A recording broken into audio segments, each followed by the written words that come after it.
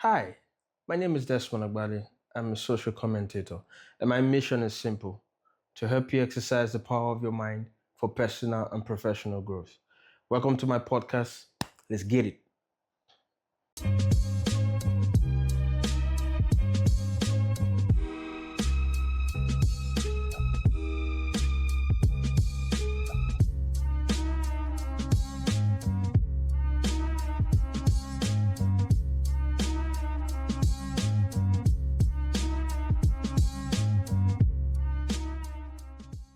See, some of us cannot keep quiet about this topic that I'm about to discuss because it is really important that we speak about it and then we know exactly what it is we want to do and whose back we're going to ride on. Nigeria as it is requires that all hands be on deck.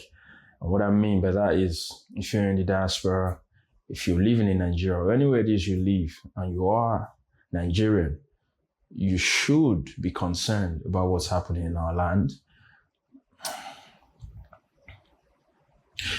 So, politics and governance. Everyone knows, if you are Nigerian, that everything unfortunately revolves around politics in the country. You hardly tune into the news and you see there is a form of there is a new information about some kind of mega investment that came in, private individuals who brought in mega businesses, and those businesses are creating jobs, lifting our people out of poverty and creating prosperity. What you find mostly is that they're talking about some Higiaga politician, some old hack who for some reason does not have a second address, but all he ever did in his life was to become a politician and make crazy amounts of money that cannot be accounted for and that are, largely dubious by so many circles, according to what they say. And so for that reason, you find a lot of people, business moguls, some of the business moguls in Nigeria who own big businesses in Nigeria. You find that they mostly have ties to those in power. And collectively, many of them are party members, but they are not party members because ideally the concept is that as a business person, you do not claim direct affiliation so that because politicians can be very, very petty. And worldwide, it's not just limited to Nigeria. So for just to play safe, right, and to create that buffer, should anything go wrong, you bet on both sides. It's kind of like what it is, what these drug dealers do, or those illegal men of the underworld who give politicians illegal proceeds. Let me make a reference here because this is important for this discourse. The problem of Pablo Escobar started when he ventured into politics. There are so many movies that create this reference. If you wish to get the knowledge, there are books on it as well. And so when he decided that, look, I would try and make a legitimate claim of who I am, try to whitewash my personality or my persona, and try to come to limelight, as though the whole country does not know that this is what I do. And his friends, his business associates, advised against it strongly, such that it was very clear that if you go into politics, it's messy, it creates a kind of attention towards us that we should not have. That yes, we have all the money in the world, we have power, we have influence, but really politics is not something that we should dabble into. But as somebody who was a very, very stubborn and, highly assertive human being, Pablo was very, very assertive. He did not agree to that dissent. He did not agree to that opinion. As a matter of fact, he thought to himself that if he had given politicians monies for campaigns and whatever things that, make life comfortable for some sections of the poor, that he too himself could make something of himself legitimately. And that was where his problem started. And so he got into Congress, and you find out that the same politicians who would collect some of his dirty monies started, it just didn't sit right with them. And that is where there is kind of honor amongst thieves. His problem began when he made that move. And so the politicians would not accept that his presence was right for that place that he found himself, or that he put himself. And then all kinds of, when you get into politics, there is a reason they call it a dirty game, because your opponents are not really highly moral. They're mostly depraved people in terms of thinking. And so what they want to do, they want to get into your life, whatever it is they can dig, they will dig, and trust me, they will dig it up. And, Pablo thought that his past life, or rather his cover life, he has been able to settle some people. He has been able to cover some really dirty secrets. Unfortunately, when you deal with government, you understand why they say after God is government. Because every of your secret, everything you do, some of us have this mindset to feel that, no one is watching. That's a lie. Your gadgets, most times, are spywares. You just don't know. Someone is listening. Someone is watching. You just do not know. And so it didn't occur to Pablo that some of the secrets he thought he buried, that the government knew. And they did him dirty, and those secrets came to limelight. That was where his problem started. And then he became what was popularly dubbed a narco-terrorist, threatening the government, making bombings. And then, of course, the US found a way to enter, and then the talk of extradition started, and he never came back from that. That reference is important because if those of you who are quick thinkers, I'm not insinuating that we don't have people who do not think fast. I'm just saying that if you stay to this long, you understand where I'm coming from. And I'll bring my talk here. I'll bring the conversation to this way. Bola Tinubu, I'll choose my words carefully. And please, I ask that you listen again with an open mind and listen intently, so you do not say what was not said. Bola Tinubu in Lagos, Nigeria, people mostly know him as, the man who makes things happen. Whatever that denotes, that's left for you to interpret. But people know him as the man who makes things happen. And that has gone on for years. So it means that so many of the governors in Lagos State have gotten their shining or their bearings from this same man. And that has shown politically, even in elections, it has been rumored that he has, this kind of monopoly over what goes on in Lagos. So he has that say, and whatever he says, the famous Baba Sokwe, Baba has said that it should be. Baba has said that it should be. And so that's where that saying comes from.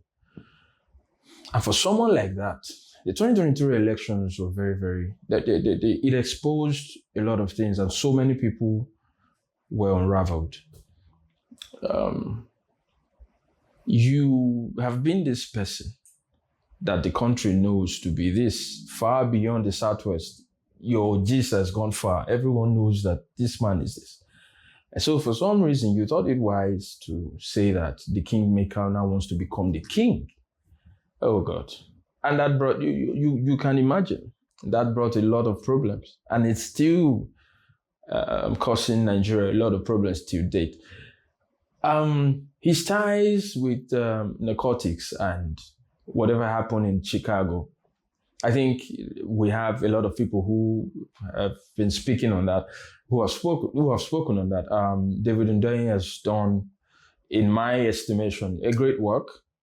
Whether he's telling the truth, whether he's being political, whether he's being clever by half, whether he's just trying to paint some kind of narrative. Again, that is left for you to interpret. I interpret things personally, so whatever knowledge I get, I'm able to decipher as a human being, as a person, as an individual, not as a collective. All right. So he has done a lot of work on that. I won't speak on that area, but you get my point here now. To become a king, or he who comes to equity must come with clean hands. Your hands must be like this. You thought it wise to come and become president. And, even your campaign it was mostly campaign of calumny, berating your opposition. It was not a campaign of ideas. And all your men, your henchmen, your people you surround yourself with, that did not even help your case till today. So you are the president who is the sugar daddy. You're giving Super Falcons $100,000 per person, and of course $50,000 for technical team members. The same thing you do with the Tigress. That is not rewarding excellence is not bad, but as Abimbola said, and I read a piece on the Punch, thanks to Uncle Jimmy Disu, who referred that piece to his audience. Again, she captured the thoughts of so many so beautifully and aptly, and that's exactly what it is. You want to reward excellence, but you're rewarding it in isolation. You don't know that sports is tied to human development and nation building. You cannot reward it. So it has to be systemic. And this is the problem with the Nigerian state. I have a lot of people who for some reason have now become so blown. What they mean by blown in Nigeria is they become so famous, and somehow they found fame, and for some reason they have now become rats or really, really, disgusting human beings, eating the necks of Nigerians. Who are these people? Mostly they don't sound intelligent. Mostly they don't sound educated, but they have platforms that are quite mega, and they are able to say things, convince, even to the extent of trying to convince enlightened minds that don't know what they speak about. And so Nigeria is a mess. The mess was exacerbated when Buhari took over. Everything. This is a controversial take. It is a very, very unpopular opinion, and before stepping into the camera, this is what I've said privately in my small circle, and to those who we've had that argument in the past. I've always thought that Muhammadu Buhari, as an individual, as a father, as a member of his family, or as the head of his family, or the co-head, as the case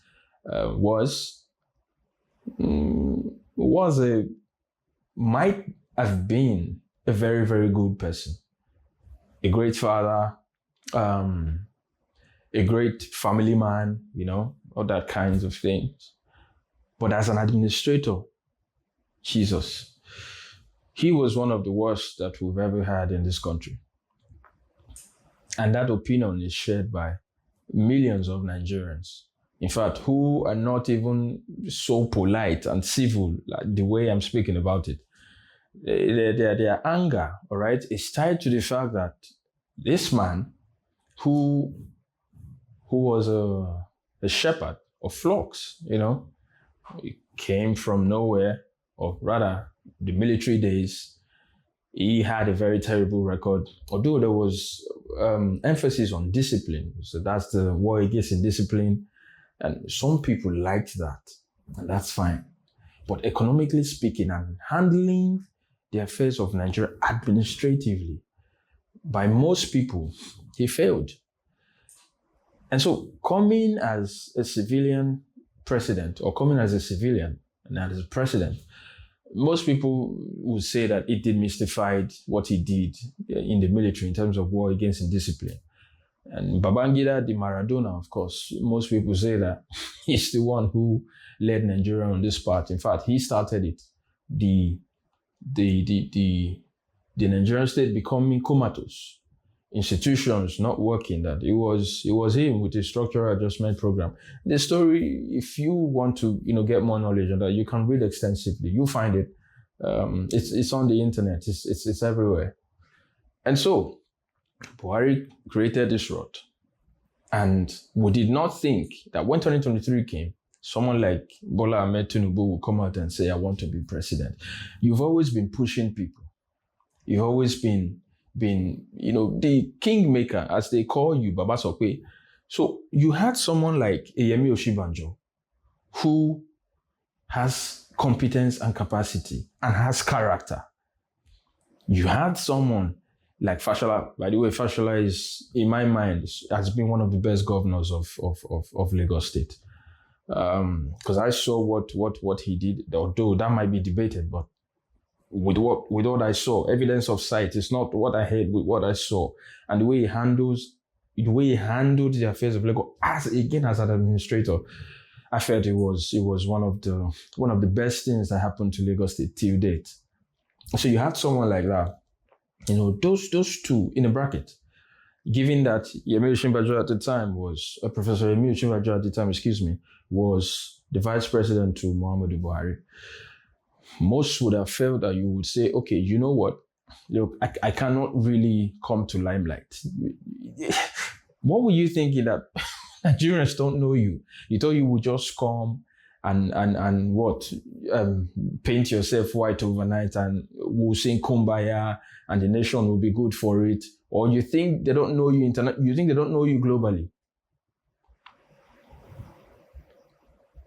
People have your records, this man. You were known for God's sake. It was not a secret. So whoever advised you to do it obviously felt that it was time to really bring ignominy your way. And that's exactly what you're getting. And so you left all these people that you could have supported.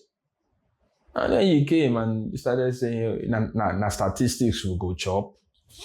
You want to lead a country of, by the way, I don't know who has that data or where it came from. There were over 200 million people. I've not seen the proof of that data. I just know, the way it is in Nigeria, we'll say something and everyone will fly with it, that, if you just tell somebody that Ewana Binso, or other groups will carry it, Ewana Binso, yeah, we don't say Ewana Bins. We understand that why it's Bins, but the way it is in Nigeria, mostly, it's usually not backed by any kind of data or proof. They just say it and then everyone runs with it. So when you look at that, you, by all accounts, were not the person Nigerians were expecting or expected to become president. But I can't refer to you as president. I can refer to you as the man in Aso Rock, because what happened, again, by evidence of sight, you cannot hire, no matter how many people you hire, how many spokespersons try to run all kinds of propaganda or whatever it is they say, you cannot convince someone like me, based on what I saw, that you won the election. And I will not descend as making this personal, because to many people, you're a politician, you're not an administrator. You do not have what it takes.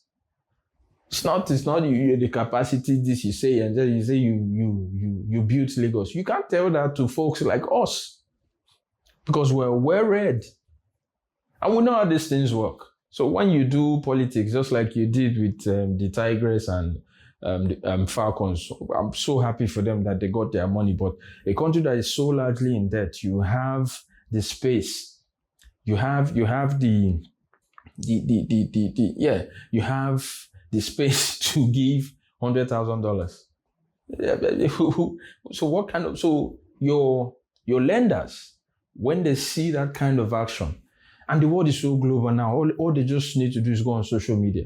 And once they see that kind of action, they're like, wait, isn't this the same people who came to us and said they don't have money? But look at what their head of state or their president is doing. So it's embarrassing. And for some of us in the diaspora, we're not impressed. And this is why we're very, very interested about what happens in 2027. So the coalition with ADC, Erufai, Atiku, Amechi, this man that did this Tinubu right-hand man that now Aregbesola, all these other people, Peter will be trying to form that coalition. Based on what we saw in 2023, I am convinced. And I'm not, please do not call me an obedient. I don't know what that means. I know that is a dogma for Obi. That's fine. I mean, you can call people that, but I don't like to limit myself to, a group or a certain kind of thinking. I'm much broader in my thought. And to come to that conclusion that Obi, to me, and convincingly, is the person that, is able to sort of repair some of the damages that we've had in Nigeria in the last decade. That's me. I'm convinced by that. And as an individual, again, not as a collective, because I'm responsible for my own reasoning and my own interpretation. And so 2027 is very important. I know a lot of us might find it difficult to come out and say we want to vote again, based on what happened the last time. However, this time, I'm not sure anyone will want to go to court. So fool me once, shame on you, fool me twice, go F yourself, that kind of thing, the way it's done in the street. Based on what we saw in 2023 and what we were taught, there is no way that anybody would want to settle for going to court in 2027. And this is because of the precedence that has been set. And the judiciary has not helped things. So what I meant by 2027 unraveled a lot of things. And a lot of people, someone like Professor Wole Soyinka, you're seeing black. It's black. Prof, it is black. What are you doing trying to color grade it such that you can make black ash and eventually you make ash white? What were you doing? What were you trying to do? So a lot of you who are luminaries, as we thought you were, who are very, very celebrated figures in the Nigerian society, some of you thought you would just tell us anything. And because a lot of you try to infantilize young people and say, oh, that's a small boy, he doesn't know anything. What does he know? He will do whatever it is I tell him to. And so you could just say something or say anything and we'll take it. I was disappointed, Prof, as someone who has followed you over the years, and some other people, even as far as preachers, this talk of, Saul will come before David. You had to say that before a crucial election. And you thought people would not react. You had to come out and say, I watched that service that day, and the quiet, all right, the silence in the crowd was loud. And it was shocking because people, whoa, where's this coming from? Why now? We're preparing for a serious election and people will go to the polls, tomorrow, in a few days. And you thought it was important to bring this out now and say Saul will come before David. So who is Saul? Who is David? And, that unraveled a lot of people, their convictions, where they stand, their beliefs. And then that has given rise to this ugliness that you find on social media now about Yoruba and Igbo, and then the North versus South, all that nonsense. People who are profound students of history, who are deep in history, African history, you are aware what bigotry has done in the past. The case that everyone would easily go to is Rwanda, with the Hutu and the Tutsis. You know, you're aware. You're not a stranger, you're African. So it's not like somebody will come tell you your own story. You know, Paul Kagame was a key figure in that war. And then the number of lives he took senselessly. And now we're here, 2025. People are doing North versus South. Ghana is doing Nigeria must go. Igbos must go. What is that? And then some people will come and try. I'm a black man, but I'm not unduly sentimental. I'm not stupidly sentimental. So people will come and say, the West is trying to destabilize. When slave trade happened, it took our brothers, it took them to consent for those guys to whisk our people away and take them all over the world doing all kinds of horrible things and all kinds of horror that was done to them. It took our own brothers, our own people to consent. And the same thing is happening. The same thing is happening. A stranger cannot come to your house or to your land to give you instructions. They cannot come to even give you directives. They come and then try to penetrate with the inside man. It's always the case. And so you see a robbery in a bank, there's always an inside man. There is always an inside man. There's terrorism in the Nigerian state. There are inside men. There are people who benefit from these things. There are people who give information. There are saboteurs. And so when you see this kind of thing, it's easy to just, and I don't know why a lot of us are so comfortable pointing fingers. So it's them. They're trying to keep Africa down. Oh, what's this business in Africa with GMO foods? If you don't want GMO, it's simple. We do not want this here. And this is the reason our forefathers never had this. Our forefathers had natural foods. Our forefathers had natural supplements, and they lived longer. So who are you coming here telling us about genetically modified food items and that we should accept it? That this is strange to us. We do not want it. It is the same stand we took when we said LGBTQ, going around Africa. So no one can penetrate you. No one can come to your house, all right, if there is no inside man or inside person, man or woman. And for this, what would happen in 2027? Some of us are afraid, but let's not be alarmists. Let's try and be optimistic that the best outcomes will suffice, because what we're seeing, it's not looking good, and the politicians are milking these events. In fact, they're stimulating it. It's stimulating this event, stimulating people, stimulating tribes. All kinds of wrongdoings are going on at once. The other day, somebody tried to stop a plane officially for the first time in Nigeria. Officially. In fact, officially for the first time in the world ever. Someone tried to stop a plane, and that person came from Nigeria. What's all this? Who are these people that we're sharing the same nationalities with? And then that kind of thing, again, the world is a global village. Someone goes to their phone from China, from US, whatever, and they say, hey, have you seen this guy?